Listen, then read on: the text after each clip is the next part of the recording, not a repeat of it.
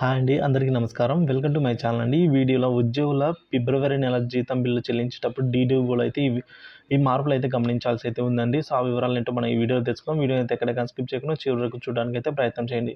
అలాగే వీడియో నచ్చినట్లయితే ఒక లైక్ చేయండి. ఇంకా మన ఛానల్ సబ్స్క్రైబ్ అవ్వనట్లయితే వెంటనే సబ్స్క్రైబ్ చేసుకొని ఇలాంటి లేటెస్ట్ అప్డేట్ న్యూస్ అని ఎప్పటికప్పుడు అయితే మీ వరకు రీచ్ అవుతాయి.